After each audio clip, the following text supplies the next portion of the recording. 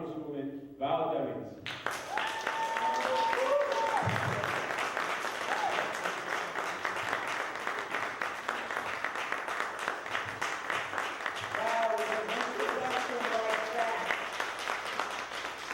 Even though we're going through a very tough time right now with an introduction like that, and as I look around this room and see people who are concerned about the community, but also see friends, I want to thank you for joining us this afternoon.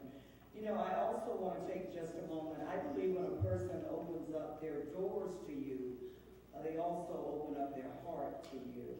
And we have a very bright light in this community. We're certainly delighted and honored and feel blessed to have Pastor Rodriguez. Let's give him a round of applause. And also, I feel pretty blessed, and I'll say highly favored, to be able to fight the battles and serve as an elected official in this community with some great, I'll say, guardians and warriors. And one of them is sitting next to me right now. I'm just glad he's on my side. I'm glad he's on my side. Thank you so much. And you all know how proud we are of Senator Victor Torres. Let's give him a round of applause. I don't see Carmen. Is she there? Oh, of course, she'd be up working. And look at the shirt she has on now. Of course, yeah.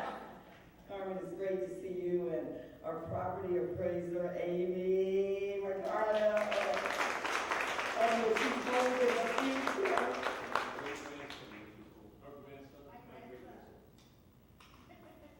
Your grandson. Well, I tell you what, grandparents are getting, as a grandparent myself, grandparents are getting younger and younger. But look at the future. Congratulations to your family. Also see School Board Member Lopez, thank you so very much for the work you are doing on our school board.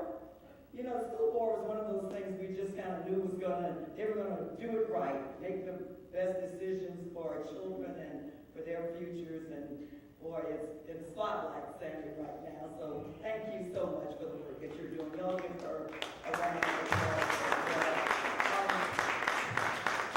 As all of you is that I just got off a plane, and it's good to be back. Came straight from the airport, but I'm so delighted to be here with you. This sounds like it's a paper. Would it be best if I just put it down? What do you want? Yeah, it's good.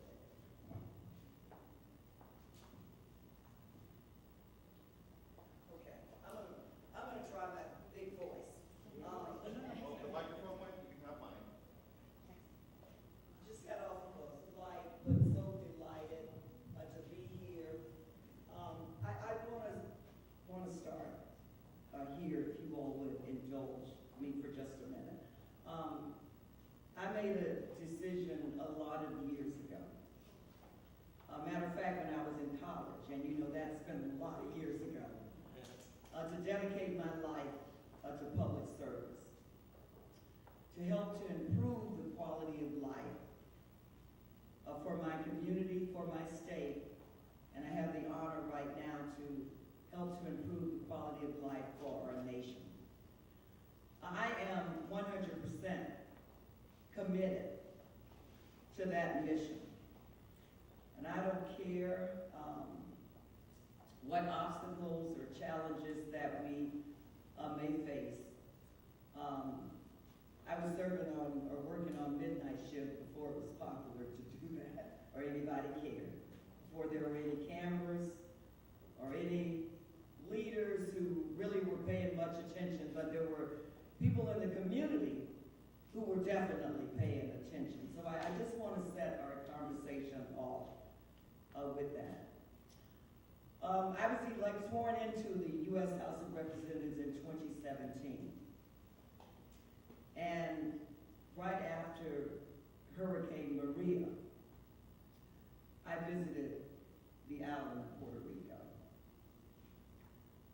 because I was that public servant in me who has been so involved in keeping people safe and making sure that they have the resources that they needed.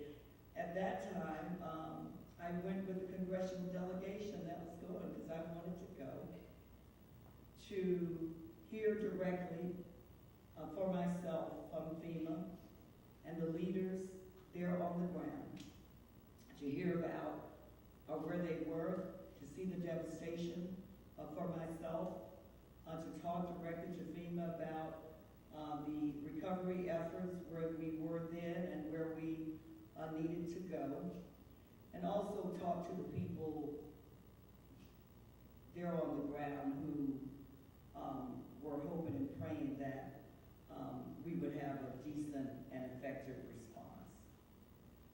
So I want to set the stage there. 5 years ago, almost to the date, here we are again with Hurricane Fiona. Now, at that time, I was not, during Hurricane Maria, I was not the chair of the Subcommittee on Emergency Preparedness, Response, and Recovery. But I am the chair now. Last week, I had a meeting with Governor Pierluisi, and we were talking about Maria.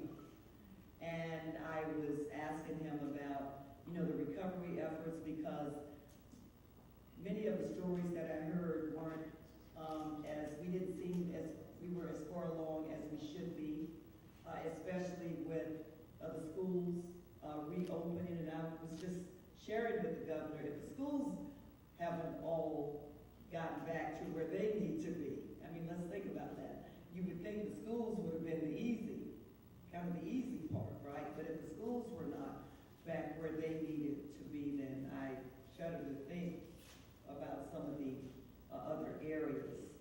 When I was there 5 years ago, we talked about some of the challenges. There were like 50,000 blue tarps on the roofs. There were issues that residents were having with getting their properties restored because they were the recipients of heirs land, and they didn't necessarily have the paperwork to prove the ownership, which is required by FEMA. And so we worked diligently with FEMA to work through some of those issues. And while things are certainly not perfect, they are much better now than they were then, as it pertains to land that has been passed down through the ages. So we're certainly very familiar with that. But our response matters for a lot of different reasons. Number one, we are a nation of laws, but we're also a nation of compassion. But number two, we're not talking about people in a distant land. We're talking about our brothers and sisters who are U.S. citizens. And I want to make sure that the response from the greatest nation in the world, which they are a part of, is reflective of a response from the greatest nation in the world. We have been in contact with FEMA on multiple occasions this week, receiving briefings. You know that the President declared a major disaster declaration, which will certainly help to expedite the process, but also make sure that it's not just the standard response. We know that Fiona devastated the entire island, where portions of the island were hit pretty hard during Maria, and there was mass devastation. Fiona has impacted the entire island. And so this declaration will help expedite the process in terms of those who need individual assistance, those who may be business owners and need assistance from the Small Business Association as it pertains to disasters, but it will expedite the process for public assistance, period. Because while we know some power has been restored, we're not fully there yet. Power and access to clean drinking water are the two priorities right now. I am going to be leaving this evening, going to the island, and we are taking a delegation, the Congressional Delegation there, led by me and our subcommittee. And so we will be there this evening, and tomorrow we have a day full of briefings. We will also, fingers crossed, because I also received an invitation from the governor to, it was just interesting, we were just having a conversation, and so received an invitation from him to come and meet and be briefed. And then we're going to tour the island and hopefully have an opportunity to talk to some of the residents who have been directly impacted. You know, it's always good to be briefed from government officials, but hearing directly from the people who are impacted is definitely very important to me. We know that there are roughly 700 people, FEMA employees, who live and work on the island already, but there are also hundreds of additional staff who are there. The Army Corps of Engineers, of course, are there, and others. And so we're looking at water, power, generators, making sure that we have enough, but also making sure that we're educating people on the proper use of those, and trying to expedite this process of recovery as quickly as we can. And so I am excited about our trip today, and the delegation that we have going. We have members who represent Texas and other areas who also are quite familiar with hurricanes. And so it should be a very great, productive trip where we are on with the information that we need to make sure that our response is one that is adequate. Our committee is through the Committee on Homeland Security, and we provide direct oversight over FEMA. Our Administrator Griswold, she's relatively new in the position, but I think she's off to a pretty good start. We've had her before the committee on a couple of occasions now, and she gets it. She's been with the agency for a number of years now, and she brings a public safety background to her new position. And so I do believe that she is the right one, right time, but also understand that everybody counts, but everybody's accountable.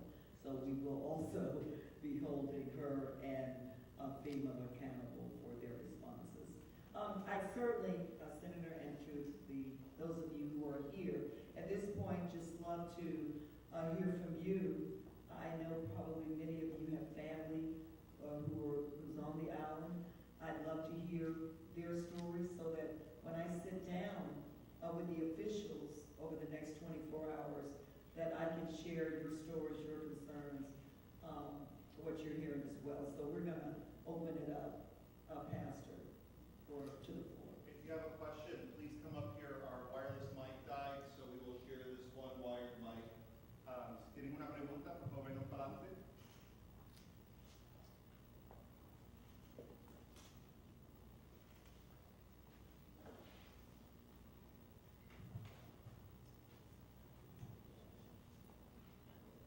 Once you ask your question, I'll just pass the microphone over.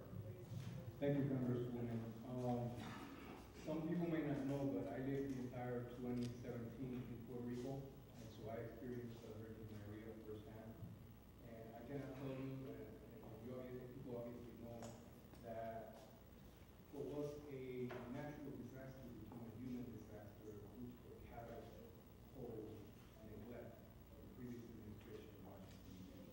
We're so thankful to God and to you and to everybody else that we have a new administration whose first step, one of the first steps when the Biden administration came was to release a lot of the funds that have been already approved by you and others in Congress to Puerto Rico finally after that shameful obstruction of resources to our area. This time around, we have a lot of hope in that we have the right people who are concerned and are committed to service, public service, right? And that is you, as the Biden administration, and many others who are working on this project. I want to know what are some of the lessons learned, and if there is a way to get nonprofits on the island more involved, because some of the nonprofits on the island, many of them are the people who actually took care when the government was broken, both federally and locally in the island. So it was those nonprofit grassroots organizations like ours here in Orlando that made the difference to people, like this church here, that make the difference every day. And how can we get those organizations the resources and the support, and what other lessons learned are there from Maria that we can apply this time on? Thank you so much for that question. I'll begin my answer with the way you began your question, and that is having people who really want to address the issues in the first place, right? You know, and I said in my opening statement that we are a nation of laws. We get that, but we're also a nation of compassion. And we know that people have risked their lives, actually, to get here to the mainland to experience what we love to brag about, and that's the American dream. And so one of the things that I was talking to the governor about last week was we cannot build the infrastructure the same old way and expect different results.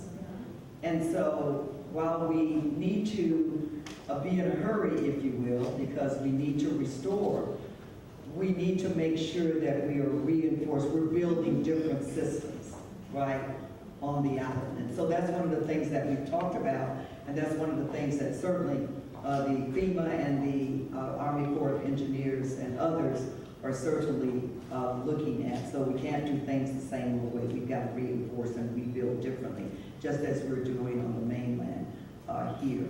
In terms of nonprofits, whether you're on the mainland or you're on the island, nonprofits have always been a major part of our response. And Pastor, again, thank you for the role that you play. When I was there right after Maria, we had an opportunity to meet with some of the nonprofits to just kind of talk about the role that they play and also some of the gaps that they see in the process. I am hoping if we're able to, you know, there's still a little bit of concern about the weather tomorrow, and so we're looking at doing a tour by air, but also tours on the ground. If we're able to do the tours on the ground, then that includes also meeting with some of the nonprofits to hear directly from them how we can better incorporate them in the process. We know that that starts with making sure that they have the financial resources that they need to be the strongest partners that they can be. But if we write the role that they play into the process, then that helps to kind of solve that problem. So we're hoping to have those meetings tomorrow, and I will certainly make sure to keep you posted on the progress there. Thank you so much for your question. It's great to see you. My friend, welcome. Thank you. Thank you so much. Thank you first and foremost, everybody who made this happen. Father Jose, all the team, and Chief Demings, thank you so much for always showing up. Before I make a question, you mentioned that you could share what are our concerns, right? So for me, as my oldest brother, he undergoes dialysis. So anyone in the island who is a patient of anything, right? People in hospitals hospitals getting the power, the water. To me, that's a big concern, you know. So if you can pass that Can along. I comment on that before Yeah, you go yeah, into your question, if I could? yeah. Just because that's one of the things that FEMA, we asked about, and FEMA briefed us on, and what we were told was that there were no issues. One of the main concerns, of course, was with patients who have to have dialysis. And there were no issues at hospitals with patients being able to receive their dialysis. The issue was getting them to the hospital. That's the challenge, right? And so it's certainly one of the things that we'll be talking about tomorrow, getting them access to the hospitals to get the service that they need. But there are no present concerns with power or them being able to receive dialysis if they can get to the hospital. And the question is, for the benefit of everybody, how does FEMA work when it comes to the relief efforts? And how does the timeline work when it comes to providing those relief efforts? You know, I'll answer the second part of the question first. I really wish that I could give you a timeline because there really isn't necessarily one. What FEMA will do is they will do a damage assessment with the underlying goal always being to address the immediate needs. Health, safety, housing, food, shelter. Those are the immediate needs. So FEMA does a decent job of addressing those needs pretty expeditiously because they work with a lot of those nonprofits like the Red Cross and others. So those, there's not a timeline because there doesn't necessarily need to be. But they also provide individual disaster assistance. Some of the challenges there, and we've also been working through trying to make the process easier. Because what do we love to say now? We say, go online and go ahead and make your application. Well, if the power's down at your home, that's not as easy as, so we're really trying to provide, again, the nonprofits can play a great role in assisting there, but a process that would allow them to not necessarily have to have access to the internet, but better support the system to get that application processed, or at least applied, implemented and processed. Again, businesses, small businesses can apply.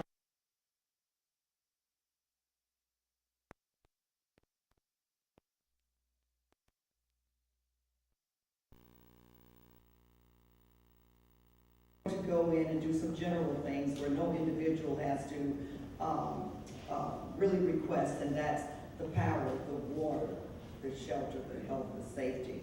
But in terms of your individual property is damaged, or if your individual business is damaged, or your organization is affected, then you're going to have to make individual applications to address those issues.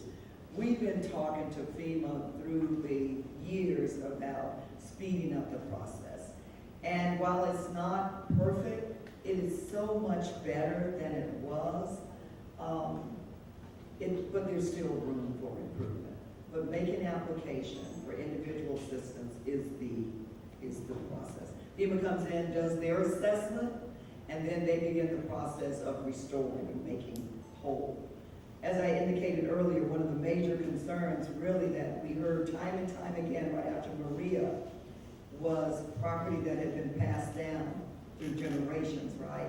And we see that here on the mainland too, where it was your grandparents' property, they died, it went to your parents, and then they died, they went to the children, right? And there's not necessarily paperwork that indicates that. But FEMA has done, I think, a pretty effective job now in just asking for some additional documentation that can prove that you've been in that home the entire time. And so we're very pleased about the progress that we have made there. But making an application, and that is the initial step. They do their damage assessment, and then they will render a decision about if they're going to do anything at all, or how much they will do to restore. Thank you so much for your question. Thank you so much. First of all, thank you for being here with us in this town hall. It's so timely, and as you know, most of us that are here today, we're no strangers to this kind of situations. Father Jose, Sabine, Marcos, they started this initiative, started having this calls as soon as we knew that the hurricane was going to hit. The first calls, I think it was like 12, 13 people. The night before the hurricane, there were 65 members joining those calls. That's the level of organization that this group here has. We have kind of addressed the part of the people that is going to stay in the island. My question goes, we know some people is going to be displaced. So what do you think is going to be the best way at a local, state, and federal level to assist those that will eventually come here sooner or later. I appreciate that question, and we went through this as well during, right after Hurricane Maria, right? And I think we learned it was a painful process because we weren't prepared. But I think we learned some valuable lessons after Maria, and that was to begin. Number one, if you know something is going to happen, then don't wait until people are at your door needing assistance before you start preparing. And so one of the things that FEMA did after Maria, they learned painfully, was to let's start this process at our ports of entry, where we're not waiting until you're in the community trying to figure it out.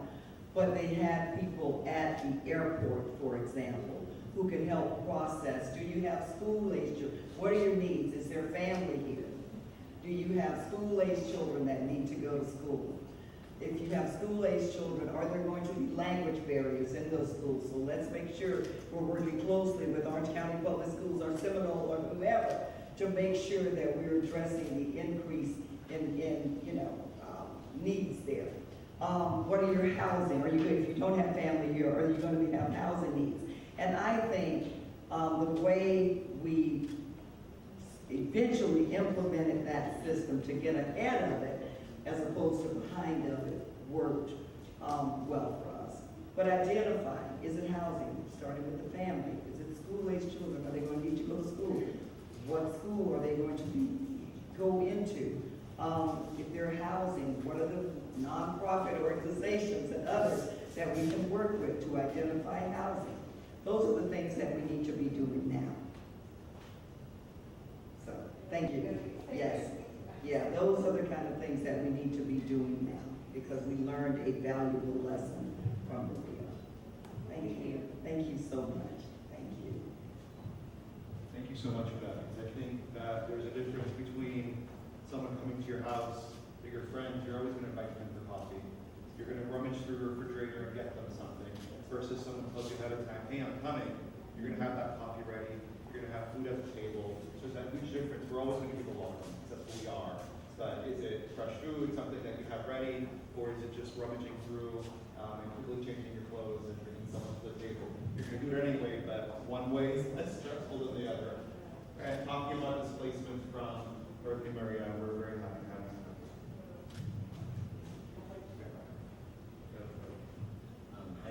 Nice to meet you. Nice to meet you. Pleasure. I've been here every from the start, and you as a citizen, I feel some kind of firm. Nothing else. I know my grandpa fighting for this country. I know everybody proud of America. It's great here. I was not expecting to be here. I was living in Puerto Rico half. After Maria, I was reborn. This, which is it. I have a new life now, but I still have part of my life. Now I got my voice. Now I got my power. Do something different for those that I have living with me. There's still, I have my mother with 82 years. She was sitting out of her house like me a year ago. They were going to rebuild the house. She's living in an apartment for a year. And now Fiona passed, and my mother is without water, without electricity, living in condition only with one window in the apartment. How can FEMA work with those kind of people that cannot have someone over there handling and delegating permits? And they live in Nevada, or Morovia, or Ayuya. They deserve the same as those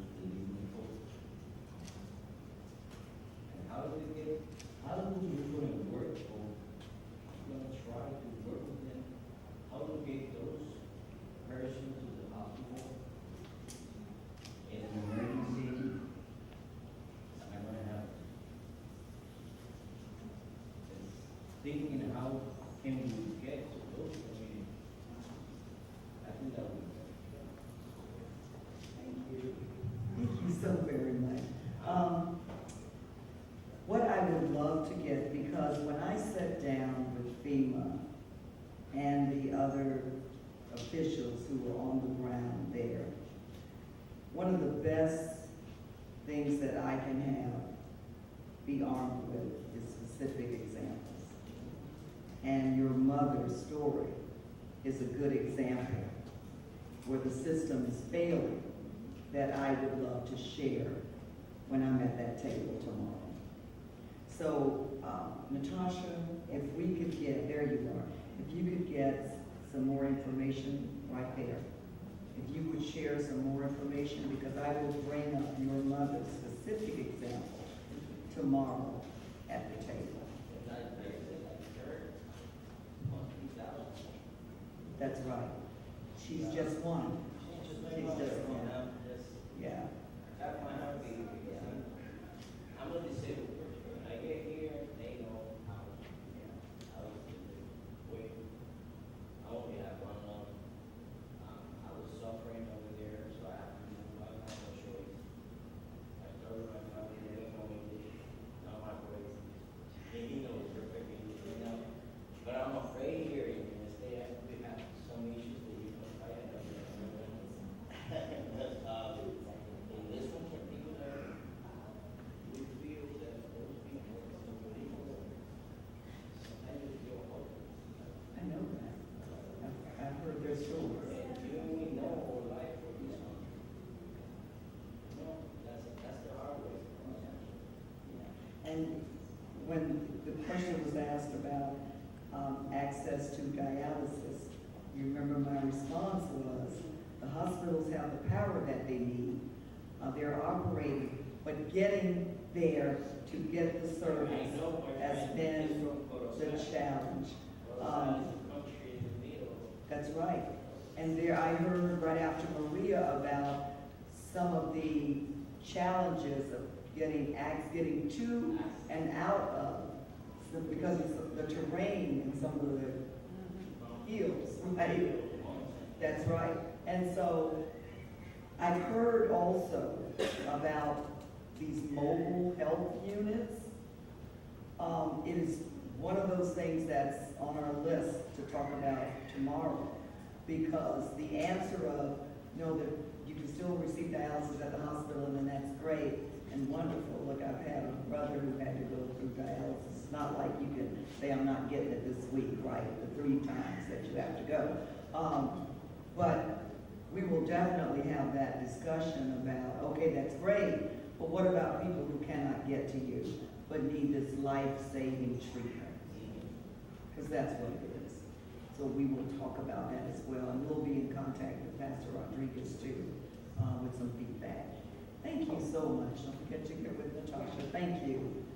Hello, it's great to see you. Thank you very much, Congresswoman. I really appreciate it, and we all appreciate what you do for our community here and what you do for our island, our dear island of Puerto Rico. I wanted to ask you, there are 3 main issues that are occurring right now, and actually even before Fiona. One is, of course, the crisis with the power. We're having issues where, you know, even before Fiona, and now of course it's gotten worse, we have hospitals that are literally closing because they don't have, you know, the power to attend to their patients. So, you know, getting patients to the hospitals is one thing, but the other is making sure that that hospital is fully operating with the power they need. And one of the problems also are with the supermarkets currently that don't have power either, so all of the food is going bad. They're trying to get diesel, you know, fuel for their generators. There's a major crisis in trying to get that to those supermarkets. And third is getting those resources that are assigned from a federal level to the people that need it. I have a personal, family member, my aunt. She's 87, lives in a little house in a town called Yalco. She still has the blue tarp. So what happened? Why aren't the funds getting to the people that need it quickly? And now, of course, with Fiona, it has tripled the prices. So what resources or what expertise, I know you mentioned the engineering corps, what other resources of expertise are being assigned to help distribute the way it should, what we need on the island? One of our stops tomorrow is going to be to the power plant. Because we just, as you well know, since Maria, there have been just nightmare stories about the system, right? We're better than where we were with the two-man shop. Remember that one? It was it was like two people and a truck, I think. Yeah, it's ridiculous, right?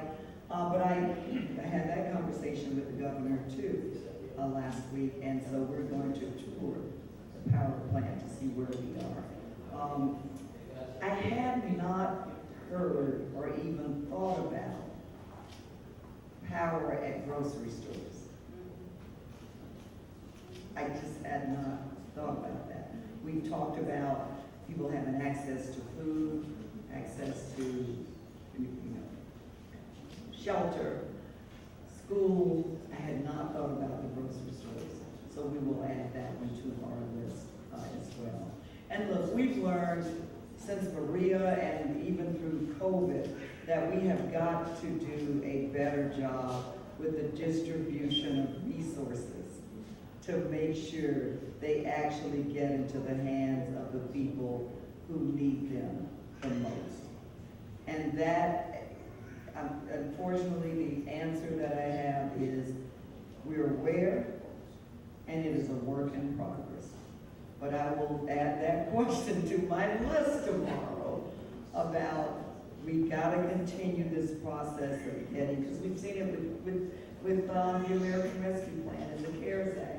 The money's good intentions, but not going into the hands of the majority who need it the most, but not everybody who needs it the most. So look, there's still a lot of work to be done there, and we will continue to do that work. Thank you so very much. Thank you. Sorry, this was not scripted, but first of all, I want to say thank you. Thank you so much for coming and welcoming your community.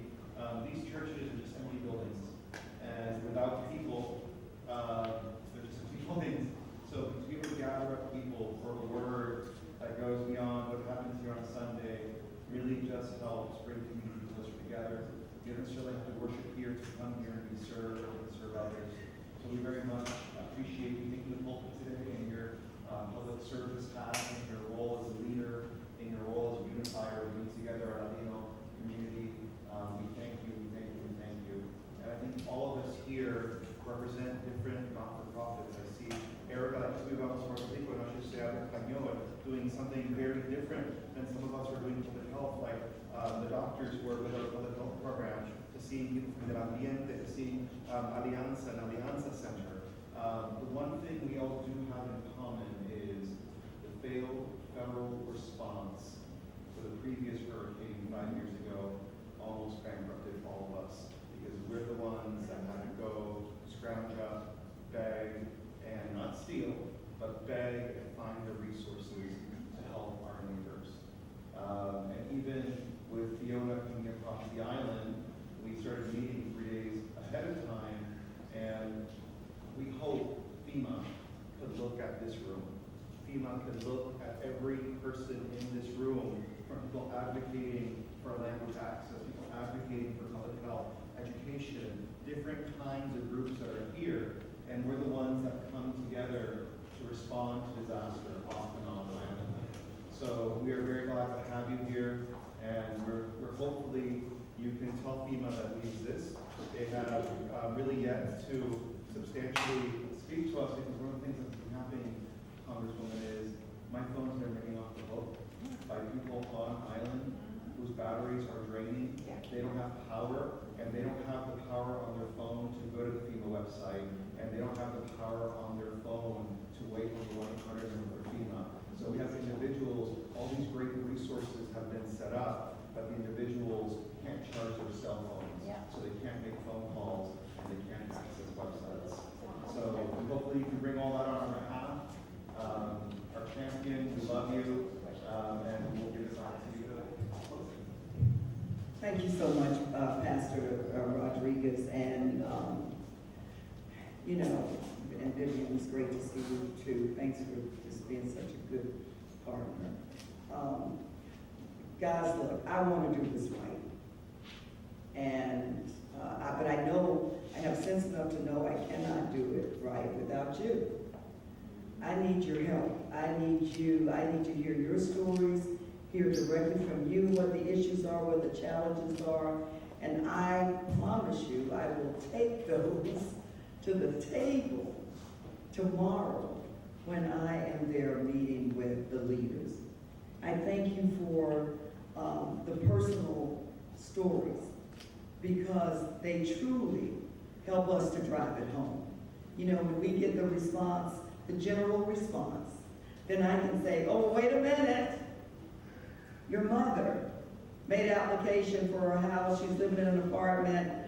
This is, this is how many years has passed and nothing, this is what has not happened. Or, no, my friend needs dialysis, and yeah, I'm glad the hospital's good, but they can't get there. They don't have transportation, or they just can't make it through the terrain to get there. So what about those mobile health units?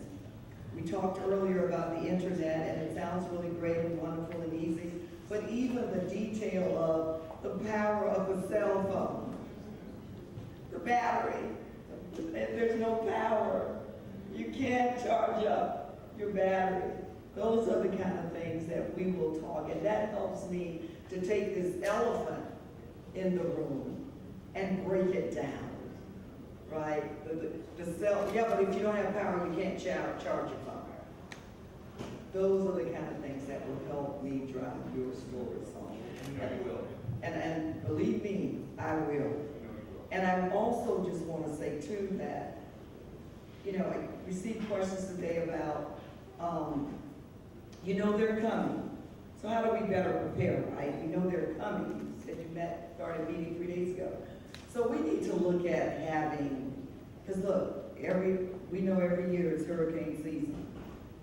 And, we have been blessed some seasons, and some we've been hit in a drastic, devastating way.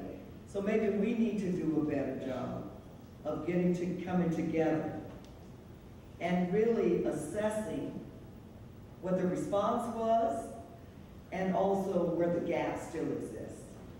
So maybe we need to, Pastor Rodriguez, we don't want to wear out our welcome, but being able to really come together on a more regular basis and just saying, well, yeah, I know you said you were going to check into those health units, but my loved one is still in the hills and can't get to dialysis, or couldn't get there, or took too many days to get there, or whatever. So, your sharing information with me helps me to be better able to do my job. And certainly, as the chair of this subcommittee, I take it extremely seriously. You're welcome here any day, and when you're senator-elect, we'd love to be one of the first meetings you have with the community. He said that. Look.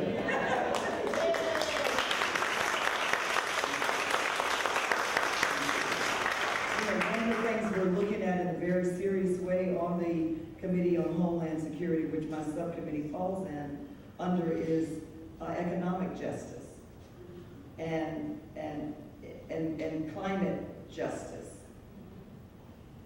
from the standpoint of what communities historically have been left behind. And now as we deal with climate change, these communities are hit harder because it was not right in the first place, right? We had a hearing the other day talking about the failed water system in Jackson, Mississippi. And someone said, on the other side, said, well, you know, it's Jackson, I mean, you know, what does that mean, right? Because we talked about certain communities being built in certain areas where big trucks travel every day, and so the pollution has been going there for decades, right? Or they're built next to landfills, or they're whatever, and the system was not adequate in the first place. And so, and we know, you know, I try to bring them back to reality, like, come on guys, we might be trying to be better now, but let's don't ignore historically some of the things that have happened that cause certain communities to suffer more than other communities. Let's get this right. And then we asked the former administrator of FEMA, who, you know, when you're a former administrator, you just tell it all, right? You tell it all. And I said, well, is Jackson unique? Or there are other systems? He said, it's just a matter of time. So are we going to just wait, knowing that it's just a matter of time, that there are other systems out there, water systems, that could fail? So we left that meeting with, no, we can develop a list, a prioritized list. We gotta do something about that, right?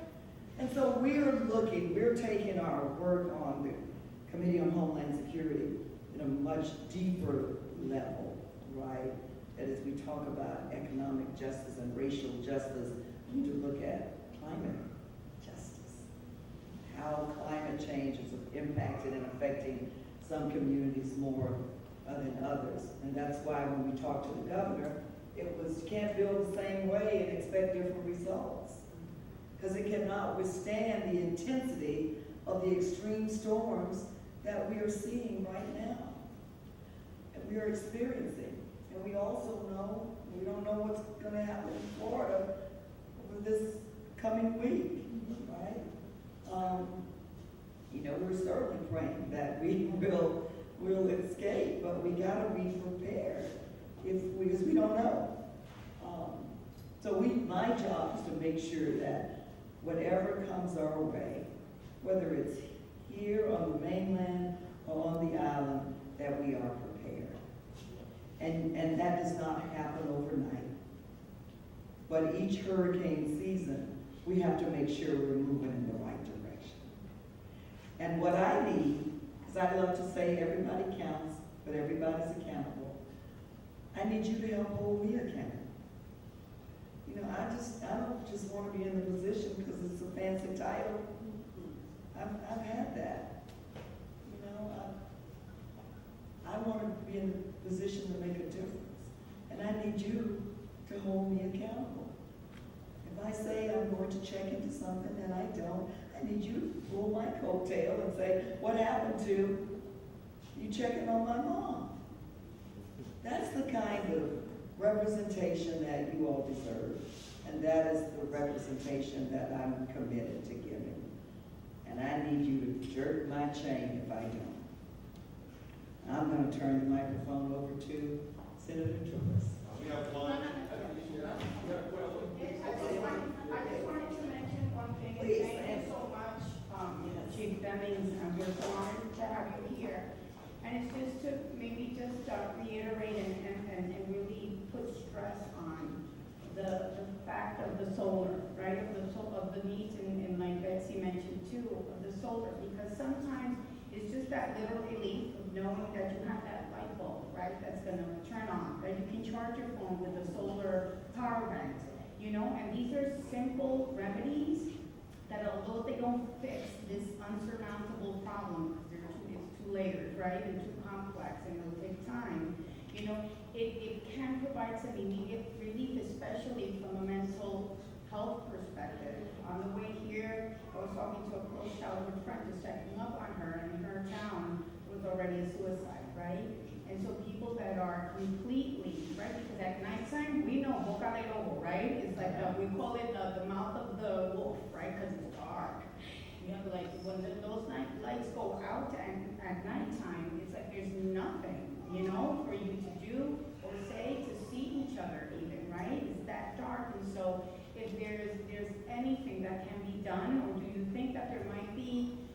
something to be done, you know, like we help other countries like Ukraine and all of that, that we can maybe blanket the island with some minimal solar devices, right? To be able to charge phones and have at least light if every household or every small community could have some of these resources. You think that might be something viable that can be implemented? Well, I remember when I was there in Santa Maria and we toured one of the solar farms there.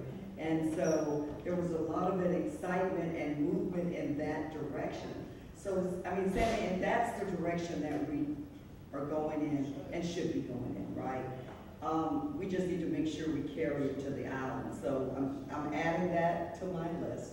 I know they were super excited 5 years ago when we took that tour. Let's see where they are now. We'll add it to our list. Thank you. Thank you so much. Senator Torres. Thank you, Congresswoman Chief. You know, the message, Congresswoman, is you see the community here on a personal note, to family members. It's about accountability on the island, not you. Accountability on the island. What was done with the past funds that still remain there? HUD for vivienda, for housing, that's still sitting over there. FEMA funds that were still there that haven't been used. You know, my point is, I don't like to point the finger, but I'm sick and tired. I got family in Boston. I got an uncle in Boston and one in Villama, up in Juanadilla. They some of the same thing. Big thing. Not a family aquí. Nothing changes. There was no accountability, too many stories, and we, the families here, hear the stories. I'll tell you, vamos para Puerto Rico, when we were doing it, and that lady there, stand up, I'm gonna recognize you. Erica, with father. There was not one day that those families needed a place to stay or their needs. And the thing I asked from FEMA, especially we had Representative Carlos Guillermo Smith, we had Representative my daughter Amy Mercado, we had other representatives go before FEMA in the state of Florida asking, give the money for these people to stay, not in hotels, but in apartments. Give them 6 months, something that they could, and they wouldn't do it. Even though they were paying $75 a day, $2,500 a month, where they could put families in a living room. Well, my point is, I don't want my people to be treated as second-class citizens. We're tired of this. As a veteran, Puerto Ricans gave their lives to this country, many times over and over. It's about time of accountability. It's about time to make sure that we're not treated as second-class citizens. Whether here or in Puerto Rico, we rest on your shoulders because we understand the burden that's going on, because you hear all the stories, and I know you hear some stories down there as well with excuses. But guess what? Time of excuses has expired. We are tired of it. We're tired of hearing the same stories over and over again. We don't mind helping, but the problem is that our families continue to say, ¿Por qué está pasando aquí? Why is that happening after 5 years? I want to tell you that I'm so proud of you, what you're doing. I hope the Army Corps of Engineers is part of your package. When I saw that bridge, that temporary bridge, and I saw about where that bridge was away after 4 years being temporary bridge, and then they would put a permanent bridge. No, mi gente, no. That's not good. That's not good. So God bless you, what you're doing, and anything that we can do as a community, we'll be there 100%. Thank you, Rhea.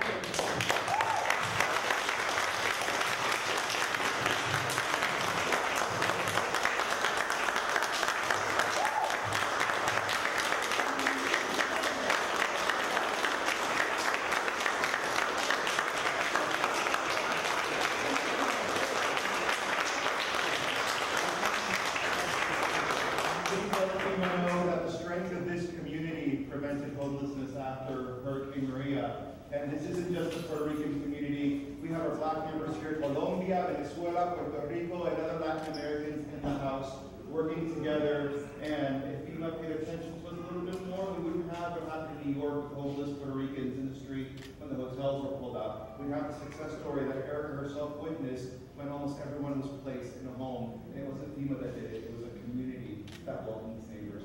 Thank you so much for coming.